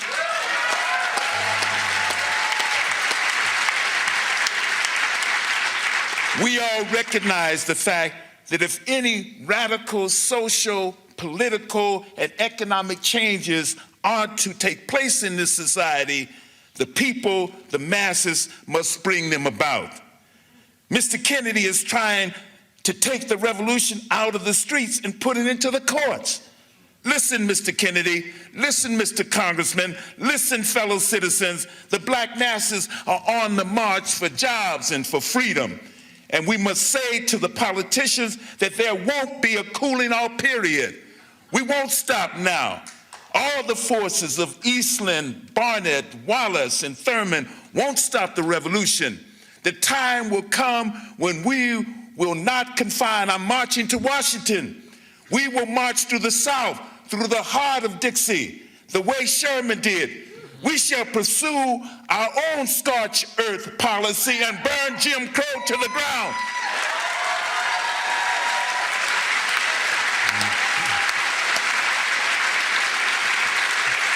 Burn Jim Crow to the ground nonviolently. We shall fragment the South into 1,000 pieces and put them back together in the image of democracy. We will make the action of the past few months look petty. And as I say to you, wake up, America. Well, I can see, Mustafa, why they didn't want him to give in that speech. I would have preferred it. What we say? What do you want? Justice? When do you want it? Now. I'm so proud of my brother. I know all of us are going to miss him. We appreciate his mentorship and his grace. I mean, he was such a graceful man, but he laid the framework. And it's so good to let folks know that the brother had a little radicalism in him also. No, he not so different than Jesus. Because people want to make Jesus seem weak. Jesus was a radical too. Well, Amisha, I make it clear he didn't have a political radical. Those were black revolutionaries. Absolutely. I think that what our history books have done is try to limit the level of radicalness that was in any of our civil rights leaders. Most of them were not the meek and mild black people that we have read about in American history books, or that is even shown in a lot of the tributes and praises that we've seen since the late John Lewis's death. I think that, in a speech like that, you recognize that this was one. How many other speeches were there that had to be toned down for an audience consumption? And I think that this goes to show just the type of leader, the type of revolutionary thinker, the type of fighter John Lewis actually was. Last point, Kelly. No, I definitely agree. I had chills, going up my spine and down my arms just listening to it, because 57 years later, it is still relevant. Just swap out Kennedy for Trump and Jim Crow for FOP, frankly, and these other police organizations that are perpetuating the Blue Lives Matter movement. It is uncanny and sad, really, that almost 60 years later, we are in the same spot that John Lewis was on the March on Washington regarding this speech. And for it to have been watered down, and that's not to discredit his speech that he gave at the March on Washington. That was a very powerful speech. And to know that it had been watered down from that just goes to show you just how, distant we are as Christians from what Christianity really is. Christianity at its core was a rebellion. We were rebels. Jesus was a rebel. The 12 disciples were a rebel. Even before that, David was a rebel. Pick somebody out of the Old Testament, all rebellions. And it is that spirit that is fueling us and fueling this movement, such that we need something to change. That is why we are where we are. So I commend Danny Glover for sharing that with us. It was truly powerful. And I look forward to the next generation, myself included, regarding what comes next. All right, then. Folks, update. The funeral for Reverend C.T. Vivian is going to take place at 11 a.m. on Thursday at Providence Missionary Baptist Church. We will be live streaming that funeral. And of course, the Lewis family announced that they will wait to announce funeral plans for Congressman John Lewis until after the funeral of Reverend C.T. Vivian, out of respect for him and his work in the civil rights movement. I want to thank our panel. Certainly appreciate it. Mustafa, Kelly, and Amisha, thank you so very much for joining us. Folks, I do want to read the name of the folks who are joining our Bring the Funk fan club. Aaron Smith, Anita Halbert, Kendijo Gomes, Carol Williams, Deborah Baker, Deshaun Lee, Duchess Tours, Elmer Foster, Fadois Brown, Gregory Horsley, Harry Payton, Jadonna Sanders Jones, Joshua L. Pruton, Linda S. Edwards, McGee Williams, Michelle Mayberry, Patricia Carroll, Ronnie D., Shanita Watson, Stephen Stokes, Susie Tatum Smith, Takeek Diab, Tawana, Terry Mansfield, Thomas Green, and Wayne. Also, I got some cards here. Betty Fortson sent me a book of poems. Betty, I appreciate it. Thank you so very much. Thank you so very much. Dora Severin, thanks a bunch. We also have Betty Jackson, Valerie Fashion. We also have, I'm going to read this one for the last, D. Easter, Angela Terry, Sean Wagner, Roland, thank you for your years of service, education. I watch your show since TV One. She said, you talk too much about 45, ha ha. And so I appreciate that. That's Betty Featherstone, Rachel Richardson, thanks a bunch. We also have on here, let's see, CC Washington. CC, thank you so very much as well. Let's see here. Rashid El Amin, thank you so very much. Beverly Hamilton, thank you so very much as well. And y'all, I got this really special one. Now, first of all, I'm gonna have to go get this money exchanged this year. So this is a euro, a $20 euro. Okay, you see it? It's a $20 euro. And said, "Hi, Roland Martin. I do like to look at your show from Amsterdam. So I send you $20 euro to support your good work. Yours truly," and I think it's Nettie Van Rat. Nettie Van Rat. Wow. So we got a fan of we got fans who are all over the country, but to have a fan send us a $20 euro, so I'm going to have to go get this converted from Amsterdam. I certainly appreciate it. I told y'all, folks, people all over the world check us out. We got fan base in Canada, UK, Scotland, Africa, West Indies, Jamaica, Bahamas. I hear from people all around the world, and so I certainly appreciate it. And so thank you so very much. Don't forget to support what we do. Cash out, $RM Unfiltered, PayPal.me/R Martin Unfiltered, Venmo.com/. Come on, guys, pull it up, please. Come on, graphic. Thank you. Venmo.com/RM Unfiltered. And don't forget you can send a cashier's money order to New Vision Media, NU Vision Media Inc., 1625 K Street Northwest, Suite 400, Washington, D.C., 2006. All right, folks, I'll see you guys tomorrow. Take care. Holla!